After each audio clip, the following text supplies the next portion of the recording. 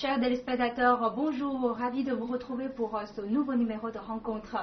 Aujourd'hui, nous allons parler de la santé de l'économie internationale et la santé de l'économie chinoise.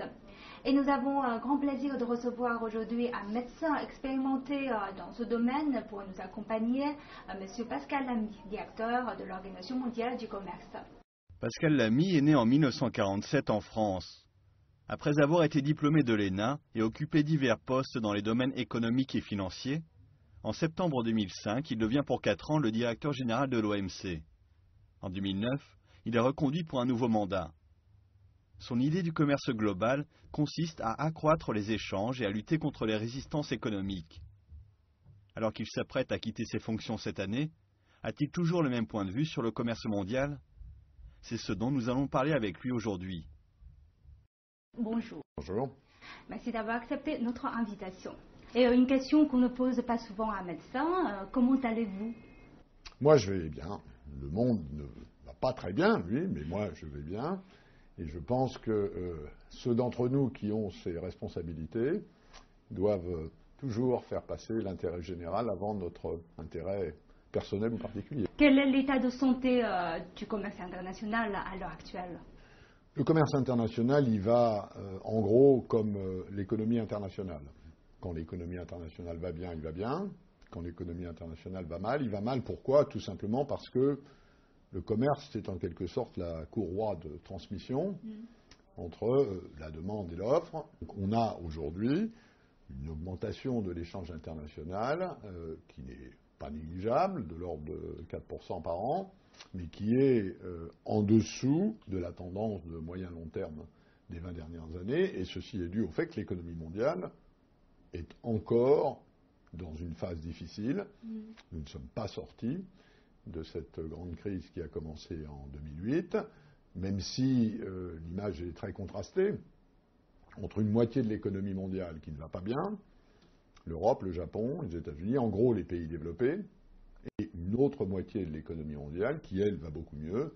Et c'est notamment le cas pour les pays émergents, la Chine, l'Inde, l'Indonésie, le Mexique, la Turquie, le Brésil, qui, eux, croissent nettement plus vite que les pays dits développés. Vous avez défendu l'ouverture du marché dès votre prise de fonction. Et est-ce que maintenant vous allez quitter votre fonction dans peu de temps? Est-ce que votre conviction est aussi ferme qu'au début à ce sujet? Oui, je crois que c'est une conviction qui est née de l'expérience. Si on regarde ce qui s'est passé depuis 50 ans dans le monde, les pays qui ont ouvert leurs échanges ont cru plus vite, se sont mieux développés que les autres.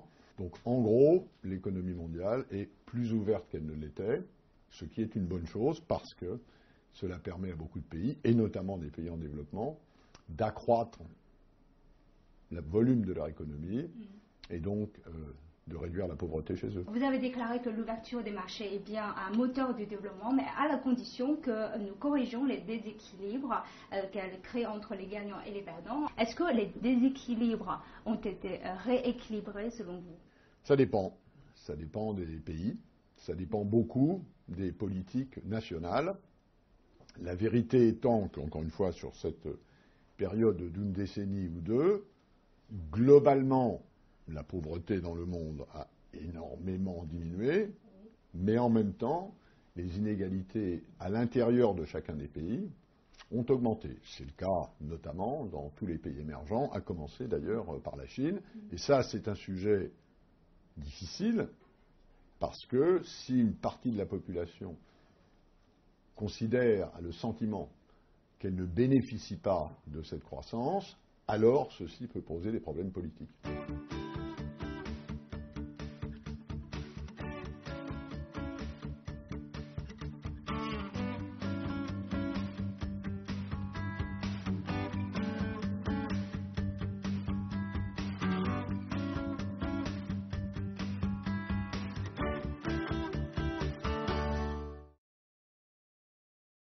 La crise financière de 2008 a porté un coup d'arrêt à l'économie mondiale et la ferveur pour la globalisation s'est atténuée autant que la capacité de certains pays à la promouvoir. De nombreuses économies ont connu des difficultés et le protectionnisme a refait surface. Pour l'année 2013, le FMI prévoit une croissance du commerce mondial de 4,5%. Avec la reprise de l'économie, les mesures protectionnistes de toutes parts n'ont pas diminué, mais se sont au contraire rapidement multipliées, les États-Unis et l'Europe en tête. Outre les mesures classiques anti-dumping et anti-subvention, des barrières technologiques, écologiques et des problèmes de sécurité se sont également invités dans la sphère protectionniste. Dans un avenir proche, l'économie globale fera face aux effets indésirables de ces mesures protectionnistes. Vous avez évoqué tout à l'heure que l'ouverture de marché est bien bénéfique pour les pays. Et comment expliquez-vous qu'à chaque fois il y a une dépression, à chaque fois il y a des récessions, on voit une montée de protectionnisme un peu partout dans le monde. On peut voir dans les années 30 et on peut voir aussi des signes dans ce sens-là après 2008, après la crise économique mondiale. Donc est-ce que c'est une, comment dirais-je, ça ressemble à une maladie chroniques qui surgissent à chaque fois. Il est exact que des périodes de récession ou de crise économique provoquent des pulsions protectionnistes. Le sentiment que, par exemple, s'il y a du chômage, il y a une partie de la population qui peut considérer que si, par exemple, on restreint les importations, ceci va bénéficier à l'emploi national. Les modalités de fonctionnement du commerce international ont totalement changé. Dans les années 30, on produisait quelque part, dans un pays, complètement, et on exportait ça dans un autre pays. Aujourd'hui, le monde est tout à fait différent. Nous avons ce qu'on appelle ces chaînes de valeur globale. Fabriquées dans le monde, ça veut dire bien. Fabriquées dans le monde, et donc, dès lors que quelque chose est fabriqué dans 5 ou 6 pays différents avant d'être consommé, le recours au protectionnisme perd beaucoup de son sens. Si vous commencez à maltraiter vos importations, alors, dans la plupart des cas, ce sont vos exportations qui sont maltraitées. Et ça, je crois que rationnellement, on est en train de s'apercevoir petit à petit que ça ne fait pas beaucoup de sens. Oui, mais il y a une crainte générale, on voit dans les pays développés, je ne sais pas si vous avez constaté, une crainte générale face à la mondialisation. Et par exemple, quand on voit les usines qui sont fermées pour délocaliser, quand on voit les travailleurs en chômage, et ces craintes semblent bien justifiées. Ça dépend des pays, ça dépend des continents. Il y a effectivement eu des secteurs, comme par exemple le textile ou l'habillement, où ce sont des pays à bas coût de main-d'œuvre, et notamment des pays en développement émergents, qui ont pris des parts de marché mondiales que les anciens producteurs ont perdues. C'est vrai. Mais pendant ce temps-là, d'autres secteurs, par exemple le secteur du transport aérien, ou la chimie, ou la pharmacie, ou l'électronique, ont créé d'autres emplois chez les pays développés qui exportent en partie maintenant dans les pays en développement. L'irruption des pays en développement dans un certain nombre de secteurs a aussi contribué à des prix plus bas et donc à une amélioration du pouvoir d'achat, y compris chez les travailleurs des pays développés. Vous avez mentionné tout à l'heure le secteur aérien, vous avez mentionné l'exportation des pays développés envers les pays en développement des produits dans le secteur aérien. Et justement, j'ai entendu des politiciens qui disent que les entrepreneurs sont myopes d'exporter ce genre de produits de haute technologie vers les pays développés parce que les pays en développement ont pillé leur technologie et on n'en a plus besoin d'eux dans certaines années. C'est ce qu'on disait au XVIIIe siècle en Angleterre, quand on a inventé le métier à tisser. On disait, oulala, il ne faut pas exporter ces tissus que nous fabriquons maintenant avec les métiers à tisser, parce que ça va répandre l'usage du métier à tisser dans le monde, et ça va faire de la concurrence. C'est un raisonnement rétrograde, c'est un raisonnement réactionnaire. Il y a du progrès technique. Ce progrès technique, s'il est bien utilisé, permet une amélioration du bien-être. Il se diffuse via, effectivement, ce que M. Schumpeter appelait des chocs de destruction créative. Je ne crois pas que la rétention de la technologie aille dans le sens du progrès de l'humanité. En tout cas, ça n'est pas ce que l'histoire des 300 dernières années nous a dit. L'humanité a bénéficié de ces progrès de la technologie et l'échange commercial est une des manières de transmettre ces progrès de la technologie, encore une fois, à condition que les systèmes économiques et sociaux parviennent à s'adapter dès lors que le résultat global est une augmentation du bien-être, une réduction de la pauvreté, une amélioration de la santé, une amélioration de l'éducation, ceci va dans le bon sens, même si, il faut le reconnaître, ça se fait au prix de déséquilibres locaux que, encore une fois, certains pays sont tout à fait capables de gérer, d'autres moins, et ça n'est pas une question mondiale, ça n'est pas une question de régulation globale, c'est une question de qualité des systèmes de gouvernance nationaux. Mais ça, je pense que le public n'en est pas beaucoup conscient, mais dans les médias, on entend souvent parler de l'excédent commercial qui est considéré comme un baromètre important. Et quand on voit l'énorme excédent commercial de la Chine avec ses pays partenaires, par exemple ses partenaires européens ou ses partenaires comme les États-Unis, on peut s'expliquer que c'est une manipulation de la devise, donc c'est la faute de la mondialisation. Vous avez raison, ça peut être ressenti comme ça dans certains secteurs. Et la réalité de la réponse, c'est qu'il faut donner une description correcte de la réalité. Par exemple, dans le cas chinois, est-ce que le surplus chinois est excessif? Réponse, oui.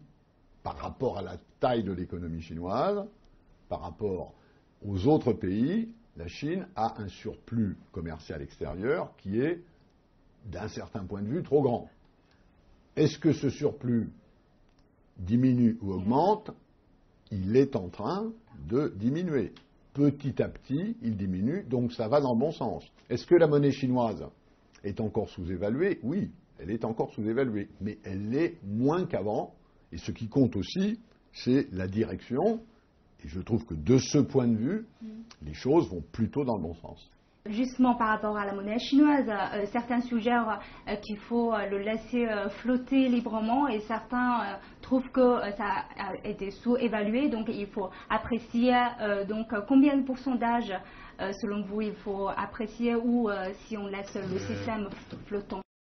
Il y a effectivement un débat, le fait de savoir si la monnaie chinoise est à sa juste valeur, et aussi longtemps qu'il existe un surplus, on peut penser qu'un des facteurs est une sous-évaluation de la monnaie. Ce qui compte dans le système international, c'est les règles que les États-nations souverains ont acceptées.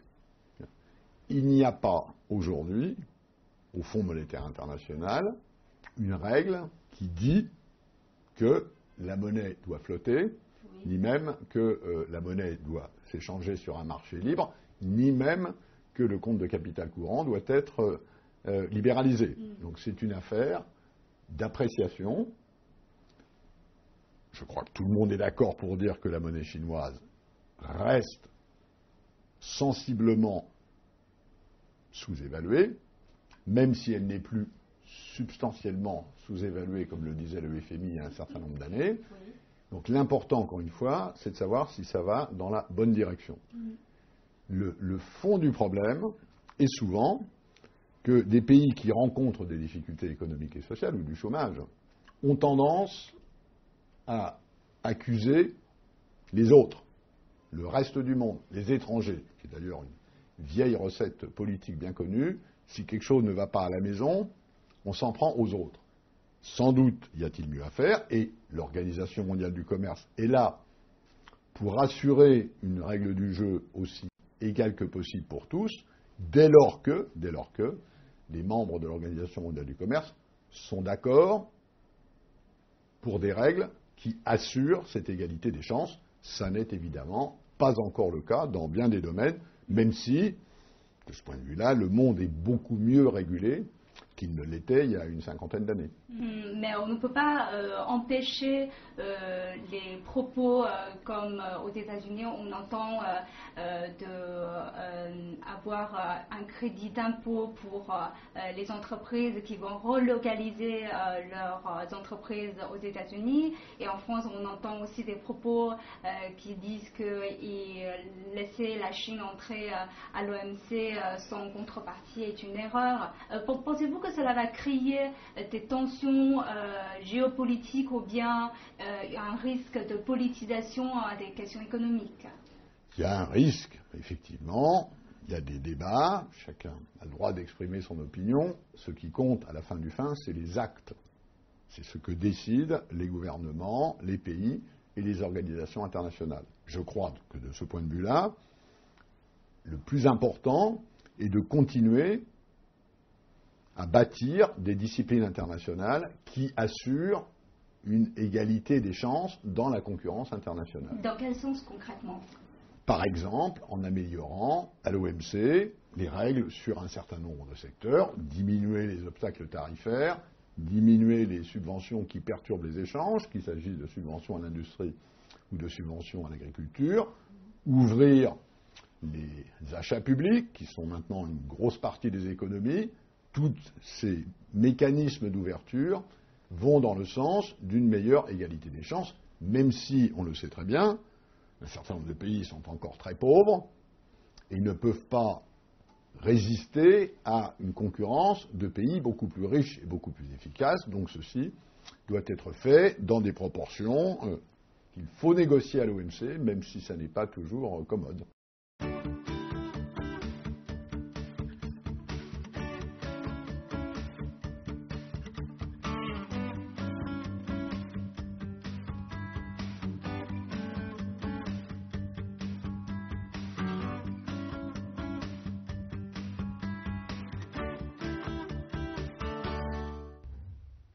En 2012, l'économie chinoise, ayant connu une croissance de 7,8%, soit son plus bas niveau en 13 ans, est entrée dans une période de transition. À l'avenir, l'urbanisation, la modernisation industrielle, l'amélioration du pouvoir d'achat, les infrastructures et l'innovation seront les nouveaux moteurs de la croissance chinoise. Dans ce contexte de globalisation, et après 10 ans à l'OMC, la Chine a respecté les règlements, rempli ses devoirs et obtenu des résultats visibles. Mais lors de sa transformation d'atelier du monde à marché du monde, la Chine devra certainement faire face à des mesures protectionnistes de la part des pays développés et en voie de développement. Parallèlement, au niveau intérieur, la pollution de l'environnement et le manque de ressources naturelles sont autant de pressions et de défis pour la bonne marche de l'économie chinoise. On sait que la Chine est entrée à l'OMC il y a plus de 10 ans. Donc quel est l'état de santé de la Chine dans ce cadre multinational ? Le degré d'ouverture de la Chine à l'OMC est supérieur à celui de pays émergents de taille ou d'économies comparables comme l'Inde, l'Indonésie et le Brésil, même si l'Indonésie et le Brésil sont des pays plus petits. Donc en gros, sur 10 ans, la Chine a bénéficié de cette ouverture et les autres membres de l'OMC ont bénéficié de l'ouverture que la Chine a concédée lorsqu'elle est rentrée à l'OMC. C'est ce que disent les chiffres. Alors, est-ce que tout est parfait partout ? Bien entendu, non. Dans la vie, c'est toujours comme ça. Oui, justement, quel est le revers de médaille ? Il y a des endroits où, comme les États-Unis, comme l'Europe, comme le Brésil, comme l'Indonésie, certains pays de l'OMC estiment que la Chine ne joue pas franc jeu partout.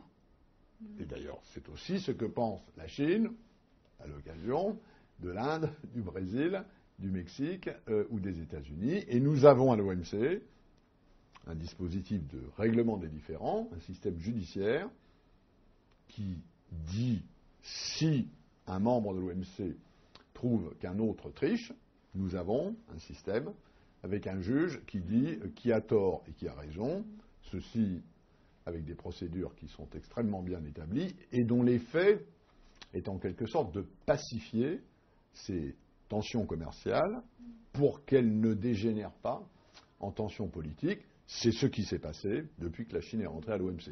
La Chine a perdu certains procès à l'OMC, elle en a gagné d'autres, ça n'est pas tout blanc ou tout noir. L'important est que dans un système de règles, si elles ne sont pas respectées, on puisse déterminer qui a tort et qui a raison, et comme vous le savez sans doute, le système de l'OMC est contraignant. Une fois que le juge à l'OMC a dit à un pays qu'il est en faute, il doit corriger, et ceci est un mécanisme très puissant de discipline internationale. Et bien sûr, quand je dis quel est le revers de médaille, on parle beaucoup que la Chine a beaucoup bénéficié de son entrée à l'OMC, mais à un moment donné, le fait qu'elle a devenu l'atelier du monde a créé aussi des problèmes, comme les problèmes environnementaux ou des problèmes de son économie dans sa structure. Donc, quel est le défi que face la Chine maintenant?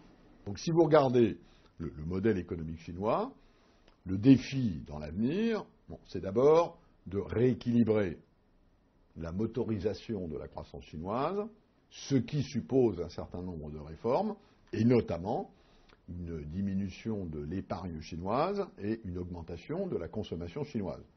Alors ça, c'est une recette très simple pour un macroéconomiste. Dans la réalité, c'est un peu plus compliqué, et comme vous le savez, le leadership chinois, depuis de nombreuses années, a prescrit ce changement de motorisation. Il se passe petit à petit, mais ça suppose aussi des réformes importantes dans le système chinois. Donc là, il y a un défi qui, à mon avis, demeure le défi numéro 1. Il y a un deuxième défi dont on a parlé il y a un instant, qui est la correction des inégalités. Il y a aujourd'hui en Chine des inégalités régionales qui sont trop importantes, il y a des inégalités sociales qui sont trop importantes, et ceci doit faire l'objet d'une redistribution qui est bien entendu complexe, parce que quand vous redistribuez, vous prenez un certain pour donner à d'autres, et ça c'est un processus politique complexe, et je crois que le troisième grand défi est environnemental. Il est vrai que la croissance chinoise s'est faite, dans un certain nombre de cas, au détriment d'équilibres environnementaux, que ce soit sur la qualité de l'air, que ce soit sur la consommation de l'eau, et on sait que le modèle chinois à l'avenir devra en quelque sorte verdir pour que ce pays ne perde pas un certain nombre d'atouts qu'il a en matière environnementale, et disons le verdissement de la croissance chinoise est quelque chose qui va demander des efforts. Alors, d'une manière générale, voilà en quelque sorte, à mon avis, les trois directions. On sait qu'au-dessus de tout ça, il y a un problème majeur, que d'ailleurs le nouveau leadership chinois a placé au premier rang de ses réformes politiques, qui est la lutte contre la corruption. Non pas que la Chine soit le seul pays dans le monde où ce cancer, cette gangrène de la production existe. Et comment on peut se remédier à ce cancer? C'est une maladie compliquée, un peu comme le cancer. Ça ne se traite pas du jour au lendemain. C'est pas avec un comprimé d'aspirine que vous guérissez un cancer. Ça suppose une combinaison très complexe de politiques publiques, de discipline, de règles, de police de ces règles, système judiciaire qui soit lui-même suffisamment protégé de la corruption pour être le juge de l'application de règles anticorruption, et puis ça suppose aussi une action à la base. Il faut que les entreprises, petit à petit, s'accordent entre elles pour ne pas recourir au pot de vin. Il y a une organisation internationale, une ONG que je connais bien, qui s'appelle Transparence Internationale, qui depuis une vingtaine d'années aide les pays, et notamment à la base, pour lutter contre ce phénomène. C'est difficile, on voit souvent 2-3 pas en avant, un pas en arrière. C'est quelque chose qui effectivement est résistant. Mais c'est curable. Nous avons des exemples de pays qui sont venus à bout de la corruption. Jusqu'à présent, c'est plutôt des petits pays où, disons, le sens de la discipline collective est plus facile à faire admettre que des grands pays. Mais je crois que nous disposons maintenant à la fois d'éléments d'analyse et d'une boîte à outils politique qui permet d'avancer dans cette direction.